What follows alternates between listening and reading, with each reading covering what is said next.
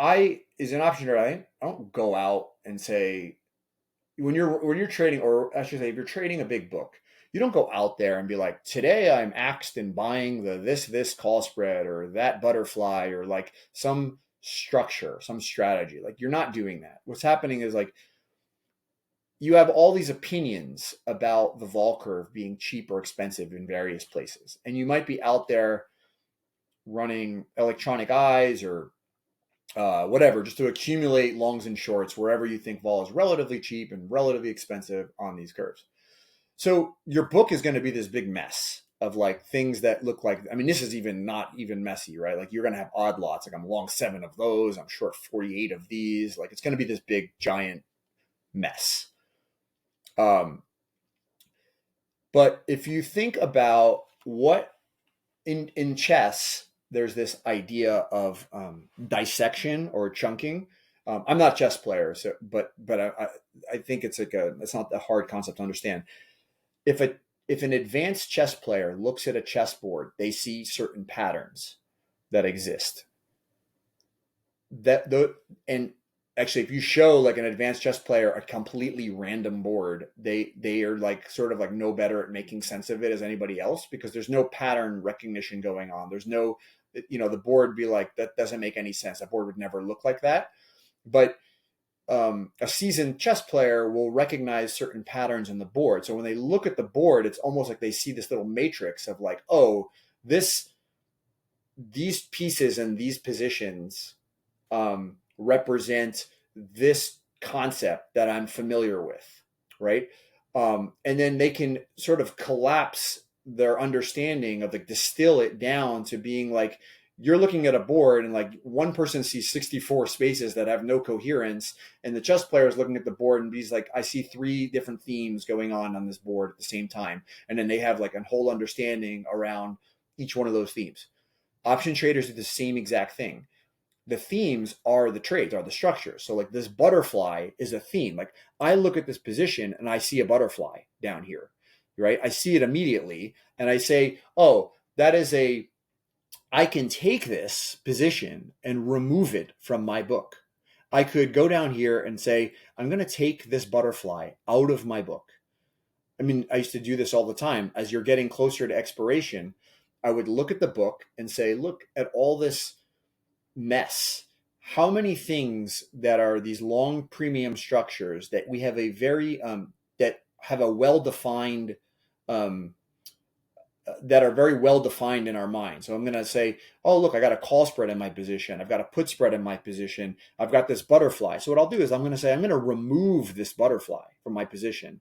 I'm going to take 24. I'm going to write, what I would do is I would take this butterfly and I would stick it in a virtual account, like meaning that I would take it out of my risk view entirely and put it into another risk view in my software. And what I would do is I would basically mentally write down $24,000. I'll be like, I'm going to take this out of my position and I'm going to say, I'm just going to take a $24,000 hit today. And I'm going to put this in the back book. Why do I do this? Because if I know that this is a very well-defined structure, whether this hits or not is random, and why I have these positions are random. At one point, I got edged to put these positions on, and I no longer care. Like it's now just inventory on my book that just has to be managed along with my Greeks. But hedging is a cost. I want to minimize how much I have to go hedge. If I keep the positions in my book, I'm going to hedge all these things all the time, right? Like every day, I'm like, oh, I got to hedge my delta, I'm going to be hedging this stuff. I don't want to do all those trades because that's costly. So what I can do instead is say all the positions that are long premium that I can kind of remove as they get cheaper, I'll just take the hit today and be like, I'm just going to write these down to 0. I'm going to stick them in my back book. If expiration comes and they hit, it's pure gravy, right? Like I already wrote it down. So if it hits, it's like I wrote it down from 0, and any premium that is sort of salvaged in the structure wins. Now, what's happening? I am not that it's irrelevant whether it's in the book or not. what I'm doing, the key thing is that I've removed the need to hedge it.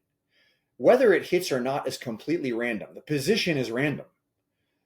So it doesn't make what the distribution of my P&L changes. If I left it in my book and kind of hedged all the time, I might be able to create this more continuous sort of outcome. But what do I care? Like, I don't care if the outcome is continuous. It doesn't really have a in this case, I'm know my worst case scenario was that none of these structures hit.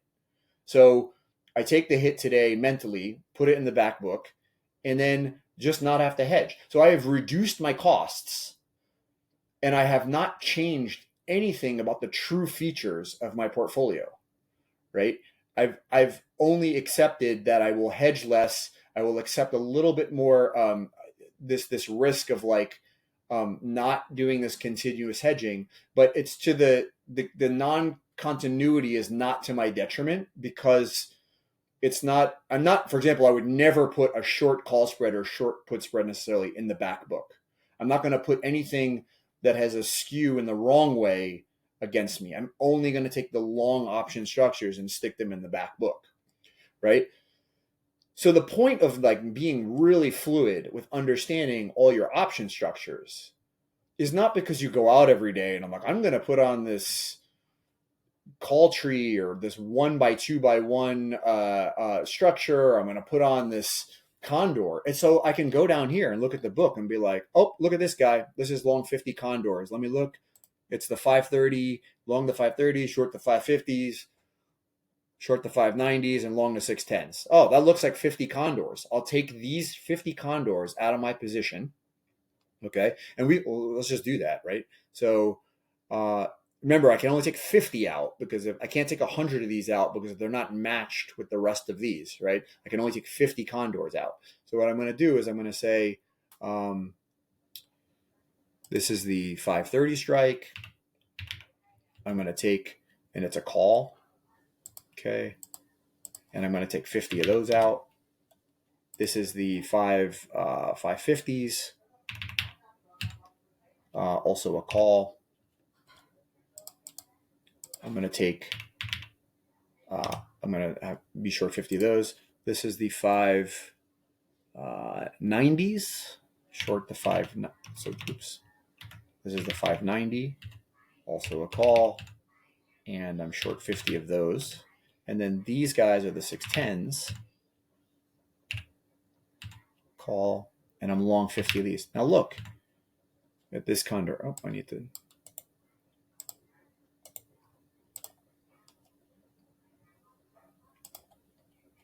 Oh, maybe they were just. Oh, they're just worthless. That's why nothing's showing up. So I'm sorry. Okay. So I put these, I take these out. Those calls are worthless. Now look what happened. I got this call condor. The total premium on this thing is $452 of premium. And I think my max reward. Oh, sorry. It's because I have to change this. My maximum gain. So this is a call condor. So the most I can make on this is $20 because in order to make that, the first call spread has to hit, right? So the 530, 550 call spread would go to $20. That's its maximum value. And the short condor would have to go out worthless. So it's anywhere between 550 and 590 is my maximum win on this condor. So I can make $20 and I can only make it 50 times, right? So I can make $100,000 and I take $452 of premium out. Now look, that risk reward looks ridiculous, but like also Tesla would have to be above 550 for me to hit the 100 grand. Tesla has to be above 550 and below 590 exactly in that range between now and April expiry, right? So this is very unlikely. The point is, let me just take this out, and as the stock starts going higher, if this starts spitting off Greeks into my P&L, I just won't hedge the Greeks because I won't care. It's like I've already written the thing down for $452. Is just gravy. That's in practice. Like there were times when the back book, like I know it's in the back book, and I would say like I'm going to bring some of the back book risk back to the main book because maybe the coin flip is got, maybe this thing is like, it's actually getting close. And I'm like, you know what? It's like a lot of like, I'm basically in the money a lot. Like maybe it's not worth 100 grand, but maybe it's like gotten up to being worth like 75 grand.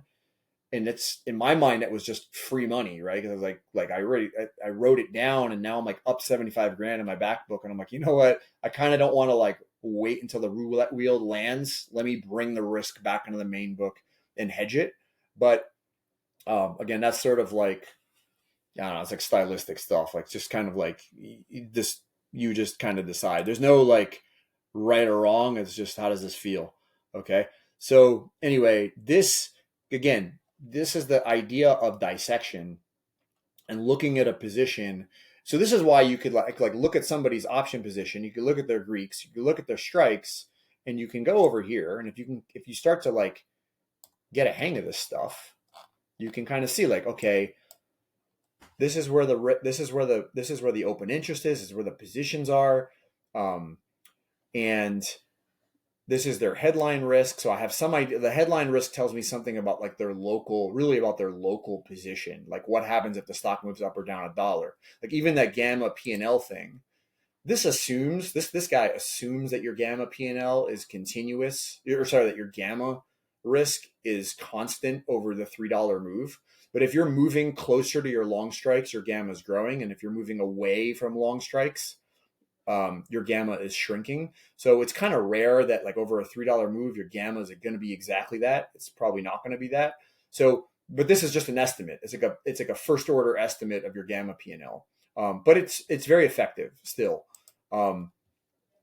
Anyway, so if you have this look and you have headline Greeks, which kind of give you some sense of how this portfolio will act locally, and then you have this, you can basically chunk a position and be like, I can look at a position and say, okay, this is what I have a really strong idea of like what this is rooting for. Like, what is this?